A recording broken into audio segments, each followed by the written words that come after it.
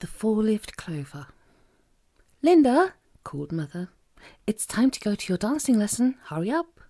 Mother didn't need to tell Linda to make haste for her dancing lesson.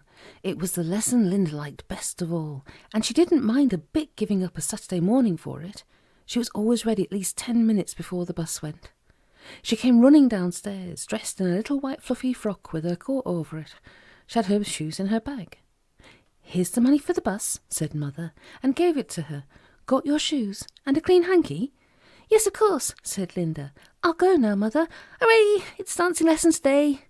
Linda was a very good little dancer, very quick at learning all kinds of new steps.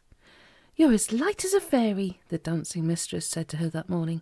"I really feel that you must sometimes have wings, Linda, wings we can't see, the way you spring here and there and come down without the slightest sound." Linda wished she was a fairy.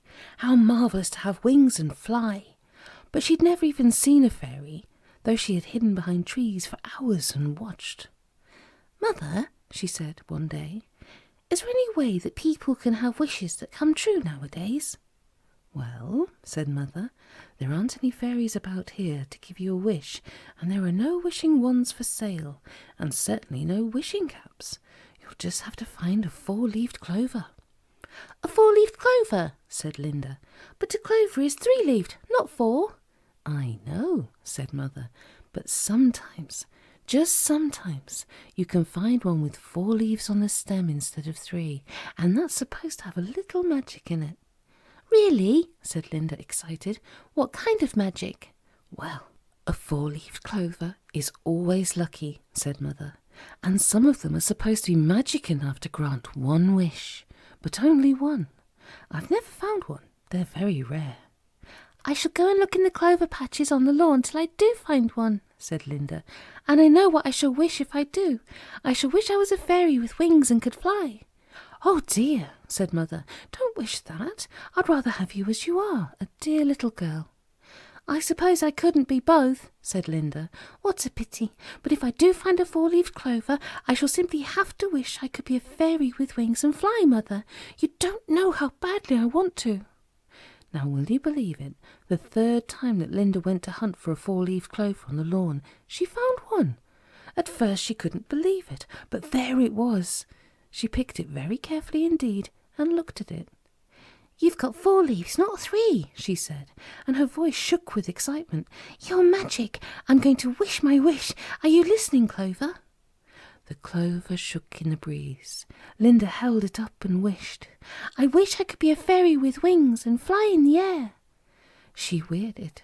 Would she turn into a fairy straight away with wings on her back? Did they take time to grow?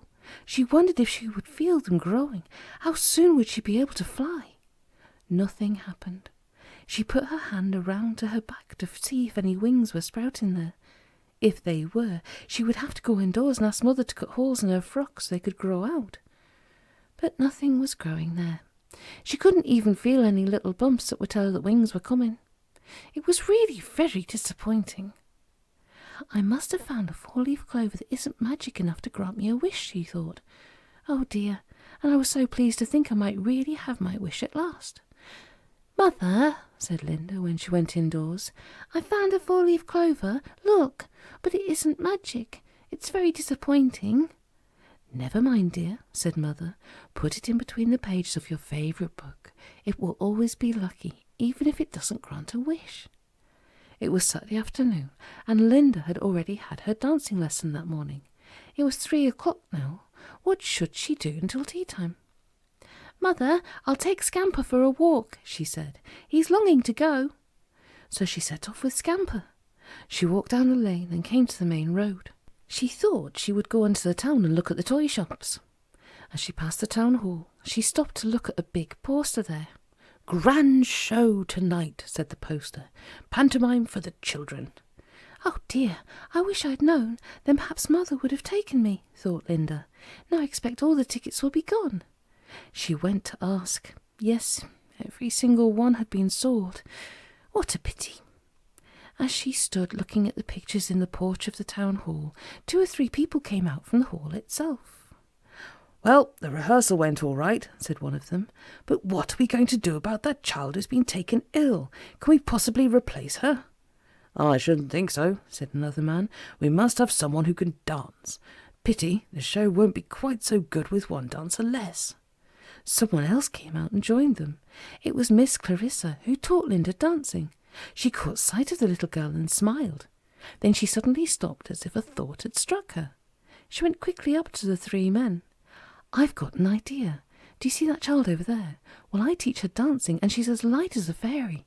I believe she could easily take the place of the child who is ill." The three men looked at Linda, and she went very red. "Would you like to be one of the fairies in the pantomime tonight?" asked Miss Clarissa.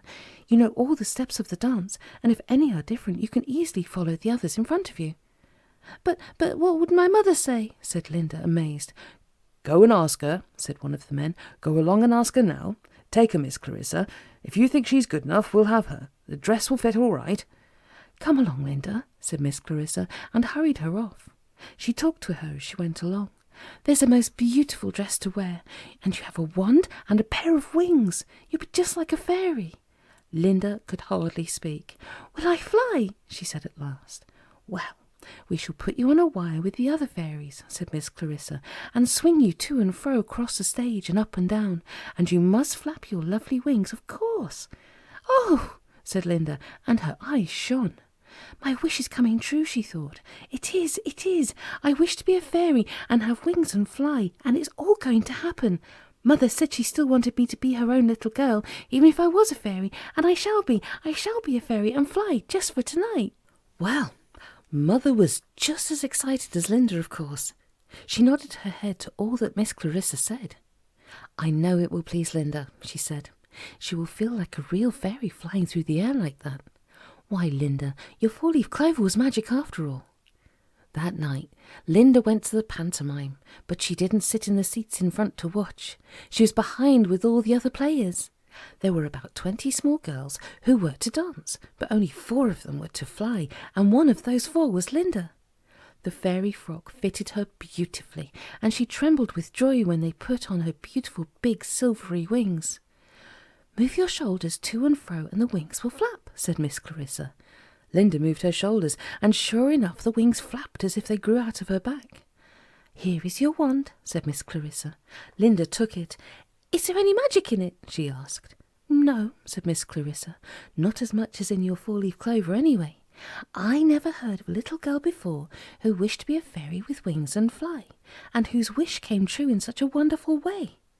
Now let me just see you do your steps, Linda. I'm sure you will dance as lightly as anyone." "Is my mother watching, and Daddy?" asked Linda. "Have they got seats?" "Yes, right in the very front," said Miss Clarissa. "You won't be frightened when you fly in the air, will you, Linda?" "Of course not," said Linda. "It's what I'm looking forward to most of all." The time came for the fairies to go on stage. They tripped on, waving their wands, and began to dance. Linda danced best of all. She couldn't help it, she was so happy. She really was as light as a fairy, and soon everyone was watching the little girl with dark hairs and dark eyes, dancing as if she was in a lovely dream. Then came the part where 4 of the fairies were to fly. Linda and 3 others had strong wires fixed to them, and quite suddenly they were lifted right off their feet into the air. Linda wasn't expecting it, and she gasped for joy. Her wings flapped gently, and she laughed in delight. "I'm flying," she thought. "I'm flying. So this is what flying is like. Lovelier even than I thought. Oh, I'm glad my wish came true." The fairies were clapped and clapped, and then somebody called out, "Where's the little dark fairy? She was the best of all. She is a real fairy." Miss Clarissa pushed Linda out onto the stage alone. She was bewildered. She didn't curtsy because she didn't know why she'd been pushed alone onto the stage. Then suddenly the wire pulled her up into the air once more, and she gave a scream of delight. "I'm flying again!" she cried. "I'm flying!" Everyone laughed and clapped madly. Her mother almost cried with pride and delight as she watched Linda flying gracefully to and fro by herself. Then the wire swung her down to the stage again, and she remembered to curtsy. "Well done, Linda," said Miss Clarissa, pleased when Linda came running off, still flapping her wings. "Come and see the stage manager. He's so delighted." "Good girl," said the big stage manager to Linda. Now I want to give you a present for being such a good fairy. What would you like? Ask for any toy you want." Linda's eyes shone. I don't want a toy," she said. "But oh, do you think I could possibly keep my fairy wings?" "Of course," said the big man. "I suppose you'll think you'll go flying off every night on them. Well, happy journeys." Linda couldn't go to sleep that night. Her wings were on a chair beside her bed. She kept putting her hand out and touching them to make sure they were there. "My wish came true," she kept thinking. "I didn't think it would, but it did, in a really magic way. Oh, I'm glad I found that four-leaf clover. Perhaps one day I'll find another and wish that I can fly again. And perhaps she will. I hope you find a four-leafed clover too. Take care of it if you do."